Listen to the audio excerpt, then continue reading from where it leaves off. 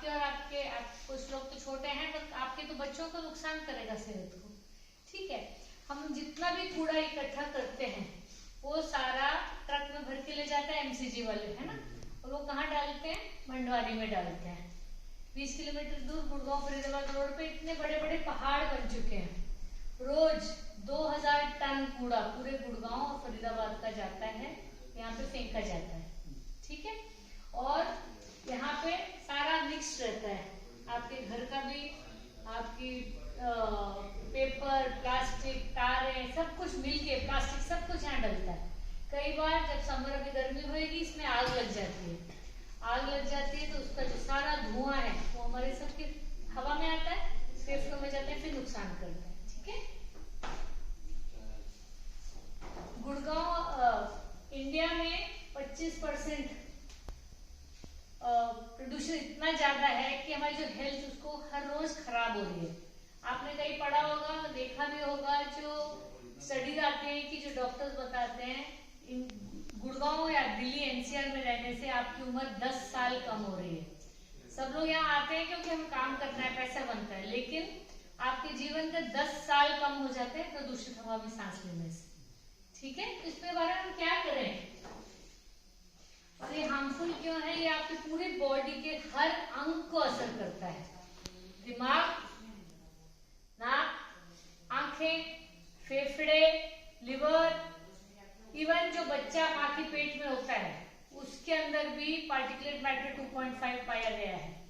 तो अगर हम लोग अपने वेस्ट का ध्यान नहीं रखेंगे तो हम सबको बीमारियां बढ़ती जाएंगी, कैंसर बढ़ता जाएगा और हमारी जिंदगी का थोड़ा और बीमार होते चले जाएंगे। इसको हमें रोकना है।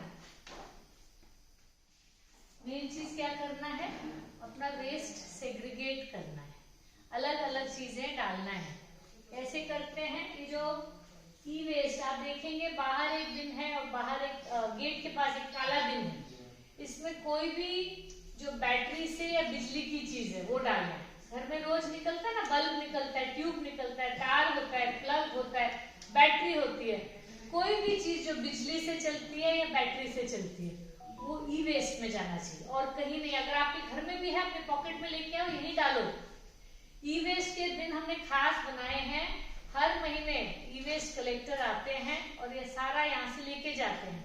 अगर आप इसको, इसमें हेवी मेटल रहते हैं, अगर आप इसको आप नॉर्मल कूड़े के साथ डाल देंगे तो ये आप आग लगने पे बहुत ज्यादा नुकसान करता है। इसमें हेवी कैडमियम, मर्क्यूरी, ऐसे बहुत हेवी मेटल्स होते हैं।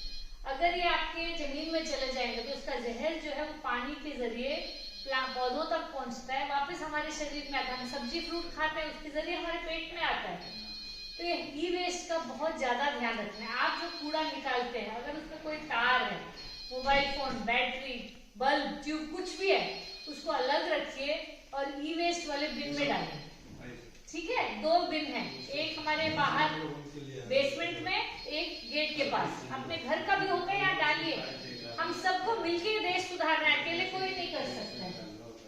ठीक है, जैसे मैंने आपको बताया ये ई वेस्ट है, कोई भी चीज जो कंप्यूटर की है, चाहे मोबाइल का है, कोई बिजली का है, वो सब ई वेस्ट में आता है। इसको सब अलग से ले जाएंगे। आजकल मैं देखती हूँ कोई नहीं कर रहा है और यहाँ पे अब इतना कम हो गया कि कलेक्शन बंद कर दिया उन्होंने। ये हमें जरूर शुरू करना है। ठीक है, मेन वेस्ट का हिस्सा क्या होता है, वेट वेस्ट, गीला कूड़ा।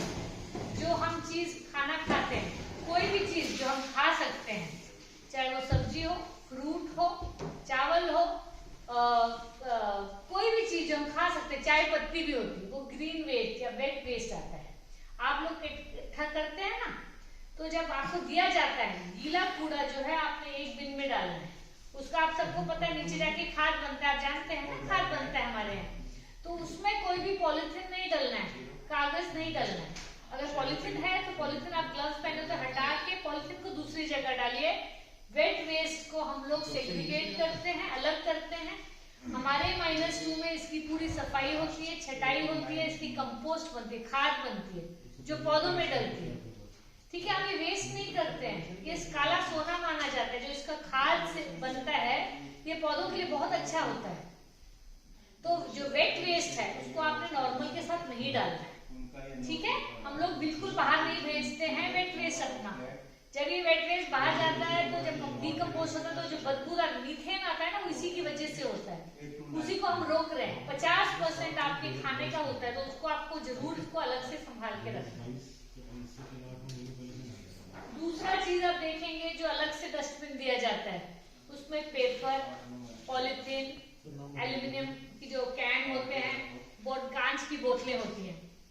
आपको पता है कांच की बोतलें हम अलग से रिसाइकिल करते हैं, बेचते हैं ना। पेपर, पॉलिथीन, अमेज़न के बैग्स, जो भी होता है, पिज्जा के कार्टन, वो सब पेपर अलग से रखिए। -2 में हम अलग से इकट्ठे कर रहे हैं, आपने देखा है कि नहीं? आप सब जाके एक बार देखिए, ठीक है। मैं आपको चाहिए चलता है तो बता दूंगी, मैं आपको ले चलूंगा। वहां पे बॉटल अलग से है, पेपर अलग से है, प्लास्टिक अलग से है। इसी तरह जब आपको घरों से मिलता है, आपने उसको मिक्स नहीं करना है, समझ रहे हैं? वेट वेस्ट, गीला कूड़ा अलग जाएगा, सूखा कूड़ा जितना भी हो सकेगा रिसाइकलिंग में नीचे जाके डालिए, ताकि वो हम लोग बेच सकें। जब वो बेचेगा, आदमी उसको फेंकेगा नहीं, उसको यूज करता है, उसका कोई पेपर बनाता है, कोई चीज बनाता है, कोई मैगजीन के कवर बनाता है, और ये पेपर वेस्ट नहीं करना, इसको मिक्स मत करिए, ठीक है। कई चीजें हैं जो उसका कुछ नहीं हो सकता, वो बिल्कुल वेस्ट है। जैसे सैनिटरी प्रोडक्ट्स, जैसे डायपर, बच्चों का गंदा डायपर, सैनिटरी नैपकिन्स, कई चीजें होती हैं जो कोई, जैसे जो झाड़ू में का धूल होता है, बाल होते हैं, टूटा हुआ कांच होता है, या शार्प सब्सटेंसेस होते हैं, उन सबको हम उसको सैनिटरी वेस्ट कहा जाता है। सैनिटरी वेस्ट को हमें लैंडफिल भेजना पड़ेगा। तो केवल सैनिटरी वेस्ट हमारी कोशिश होनी चाहिए रहेजा अटलांटिस से, अगर मान लीजिए 100 किलो रोज बन रहा है, हम केवल 10 किलो ही भेजें, बाकी जो भी बच सकता है, जो भी इस्तेमाल हो सकता है, उसको हम नहीं भेजें। समझ रहे हैं? ये ही केवल आपके जो हमने शूट बनाया है उसमें डालना, बाकी कोई भी चीज शूट में नहीं डालना। शूट में गीला कूड़ा बिल्कुल नहीं डालना, बहुत बदबू आता है, ठीक है। ये आप देखेंगे घर से अगर ये कूड़ा बनता है, 60% जो है गीला कूड़ा होता है, ठीक है, ऑर्गेनिक वेस्ट।